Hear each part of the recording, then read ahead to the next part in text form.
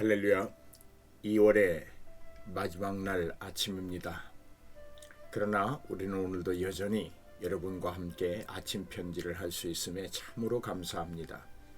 오늘도 하나님께서 2월을 이제 마감하시면서 새로운 달을 또 허락하심을 기대하시는 저와 여러분에게 큰 축복과 은혜가 넘칠 것으로 믿고 축복하며 기도합니다. 할렐루야. 오늘 우리에게 주시는 하나님의 말씀 함께 묵상해 보시도록 하겠습니다. 여호와께서 이르시되 내가 내 모든 선한 것을 네 앞으로 지나가게 하고 여호와의 이름을 네 앞에 선포하리라. 나는 은혜 베풀 자에게 은혜를 베풀고 긍휼히 여길 자에게 긍휼을 베푸느니라. 아멘. 출애굽기 33장 19절 말씀입니다.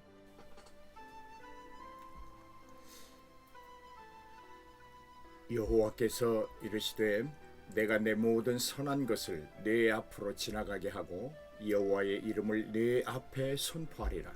나는 은혜 베풀 자에게 은혜를 베풀고 긍휼히 여길 자에게 긍휼을 베푸느니라. 아멘. 이 말씀의 배경은 하나님이 모세에게 친히 가라고 말씀하신 다음에 모세가 하나님께서 동행하지 않으시면 난 가지 않겠습니다 라고 하는 간청하는 내용이 배경입니다. 우리가 은혜를 입은 백성이오니 함께 동행하여 달라고 말합니다. 하나님은 실패한 자들의 간청을 거절하지 않으십니다. 그들의 간청을 몇 번이고 들어주십니다. 너무나도 쉽게 배반하는 우리와는 달리 하나님은 자신의 인내하심을 충분히 나타내 주십니다. 어쩌면 완벽한 자들의 고백보다 실패한 자들이 토해내고 있는 고통의 소리를 더 즐겨 들으시고 정확하게 들으시는 분이 하나님이십니다. 우리가 가지는 소망은 하나님의 인내하시며 오래 참으심에 있습니다. 우리가 가지는 희망은 하나님의 인애와 오래 참으심이 있기에 오늘도 우리가 거동할 수 있음은 하나님의 오래 참으시는 인애의 사랑입니다. 우리가 두 발을 딛고 서 있음은 참아주시는 하나님의 능력입니다. 우리의 자랑은 아무것도 없습니다. 우리가 아름다운 하늘을 바라볼 수 있음은 하나님이 베풀어 주신 창조의 신비한 비밀입니다. 새로운 도약을 원하십니까? 하나님께 간청하십시오. 50명을 요구해도 됩니다. 45명을 요구해도 들어주십니다. 30명을 요구한다고 해서 짜증내지 않으십니다. 20명을 제시하고 10명을 제시해도 하나님은 충분히 배려해 주십니다. 하나님은 은혜로우시기 때문입니다. 하나님은 자기 백성에게 확신을 주시는 분입니다. 하나님은 죄인들의 고백에 관대하십니다. 하나님은 실패자들의 고든 소리에 친절하십니다. 하나님은 모든 자들을 수용하고 용서하실 만큼 자비하십니다. 하나님은 어느 순간에도 위기의 때에도 평안할 때도 감당할 수 없어 포기하려 할 때도 아니 어떤 일을 대할 때 명석함이 필요할 때도 우울한 상황을 넘어설 수 있는 명쾌함이 필요한 곳에도 하나님은 여전히 그곳에서 자기 백성들을 위로하십니다. 그런데 여러분 주목하십시오. 하나님은 아무에게나 베풀어 주시지 않는다는 것을 말입니다. 은혜 베풀 자에게 은혜를 베푸시는 분, 그분이 하나님이십니다.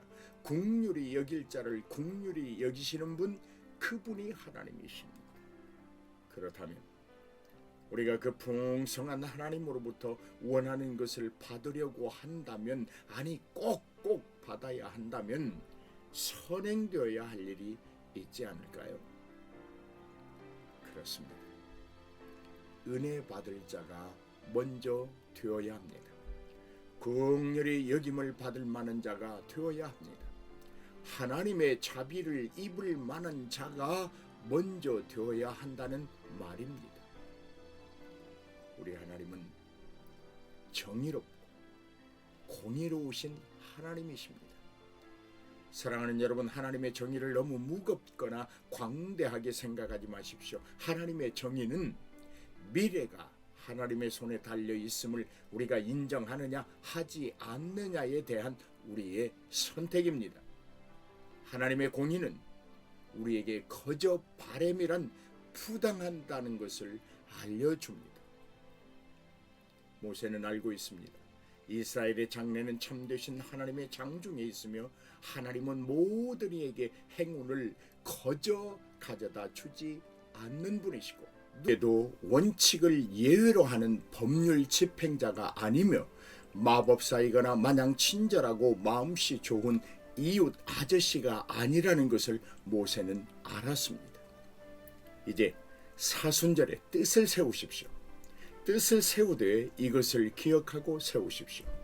우리의 미래는 하나님의 인도하심에 달려있으니 하나님의 뜻에서 벗어날 수 없으며 무엇이든 하나님의 뜻과 다르게 결정할 수 없다는 것을 말입니다. 이제 매력적으로 여겼던 우상들을 깨트려야 합니다.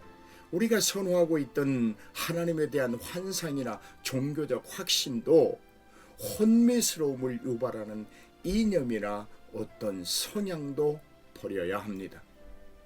하나님은 정하신 뜻 외에는 아무것도 인정하지 않으십니다.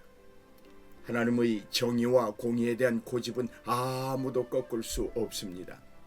하나님의 정의와 공의의 고듬이 우리를 살게 합니다. 그 고듬이 흔들리지 않기에 경이롭습니다. 실패하셨습니까? 미래가 불안하십니까? 그런데 이들에 대한 걱정은 조금만 뒤로 미루어 두면 안 될까요? 왜냐하면 지금 사순절을 지나고 있는데 실패나 좌절, 절망과 고통보다 더 중요한 것이 있지 않을까요? 함께 적용해 보려는 것은 실패, 그 다음에 있을 미래는 자신의 손에 있지 않고 오직 하나님께 달려 있음을 확신하는 것입니다. 순수하게 믿음으로 고백되어야 합니다. 은혜 받을 자에게 은혜를 주시는 하나님의 방법은 풍성한 자비와 은혜로서 받을 자의 몫이라는 것을 먼저 진솔하게 고백해야 합니다. 그러나 이 모든 은혜와 주심은 우리의 삶의 방식에 따라 주시는 것이 아니라 하나님의 방식에 따라 주시는 것임을 꼭 기억하십시오. 괜한 이야기 같지만 하나님을 믿으십시오. 하나님을 알되 희미하게 알지 말고 얼굴을 맞대고 보아 확실하게 아십시오. 하나님을 위해 사십시오. 그리고 스스로를 분별하고 점검해서 바른 신앙으로 돌아오십시오. 이제 우리는 우리 방식대로 살 수 없습니다. 하나님이 계획하신 미래의 여정을 걸어야 합니다. 주님의 십자가를 향한 여정을 따라 사는 것이 사순절의 삶입니다. 믿음의 삶이며 현명한 삶입니다. 하나님, 우리의 방식이 아닌 하나님의 방식으로 세상을 살게 하옵소서. 은혜와 자비를 풍성히 베풀어 주옵소서. 하나님이 지금 이 순간에도 우리와 함께 미래를 걷고 계심을 깊이 깨닫게 하옵소서. 감사와 찬양으로 오늘을 살게 하옵소서. 우리와 다른 방식으로 안전한 인생이 되도록 인도하시는 우리 주 예수 그리스도의 이름으로 기도하옵나이다. 아멘. 이제 자신의 기도를 드리도록 하겠습니다. 나라와 민족을 위하여 기도하시고, 섬기시는 교회와 목사님을 위하여 기도하시고, 선교사님들을 위하여 기도하시고, 이웃을 위하여 기도해 주시기 바랍니다. 할렐루야.